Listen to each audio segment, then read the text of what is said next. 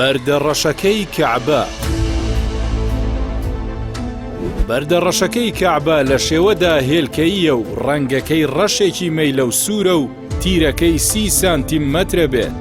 بەرزیەکەی لە ئاستی زەویەوە مەتر و نیوێکە و چواردەوری لە زیوی پاڵفتە گیراوە و دەکەوێتە ڕوکنی باشووری ڕۆژهەڵاتی کەعبەوە و بە خاڵی سەرەتا و کۆتایی تەوافدا ئەنرێت و دەوترێت کە ئەم بەردە لە یاقوتە.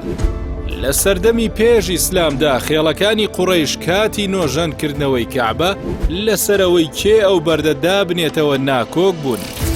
بەڵام دوجار هەمویان لەسەرەوە ڕازی بوون کە پێغەمبەر درودی خوای لێبێت بە دەستی پیرۆزی خۆی دای بنێتەوە. کاتێک کە ئیمامی عومەر حەجەرە لەسوەدی ماچ دەکرد ئەیوت من ئەزانم بەردێکی نە زیان و نە قازانجت نییە، لەبەرەوە نەبێت کە بینیومە پێغەمبەر درودی خوای لێبێت ماچیە کردی ماچم نەئەکردی. ئیمامی عەلی فەرموویەتی زەرەر و زیانی هەیە و کاتێک خوای گەورە هێناوێتە سەر زەوی هەرچی ناوینەوەی ئادەمە خستوێتە سەر زمانەکەی، واتە ناوی هەموونەوەی ئادەمی لەسەر نووسراوە. هەر کەسێک دەستی لێبدات یان ماچی بکات لە ڕۆژی قیامەتدا چاوی لێی ئەبێ و ئەیناسێتەوە و زمانیشی شایەتی بۆ ئەدات بە حەق. ئیمامی عومەر ئەفەرموێت یاخوا لە شوێنێکدا نەبم تۆی لێ نەبیت. ئەمە بتپەرستی و بەردپەرستی نییە، بەڵام ئەمە کارێکی ئاسان نییە بتوانی بیتە ئەم شوێنە.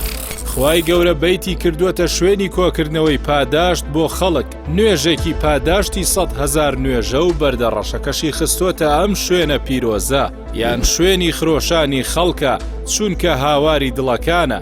لە دەرگاکەی کەعبە تا حەجەرە لەسوەد پێی دەوترێ مولتەزەم، واتە باوەشی پێداکرێت کە ئەمەش سوننەتە. ئەم بەردە لە مێژوودا دووجار لەلایەن قەرامیتەکانەوە دزراوە و دواتر لێیان سەندراوەتەوە. پێغەمبەر درودی خوای لێبێت سنگ و دەم و چاو و قۆڵی لە بەردەڕەشەکە داوە. شوێنی دوعاکان ڕێکی بەیتی مەعمورە کە قیبلەی مەلایکەتەکانە لە ئاسمان.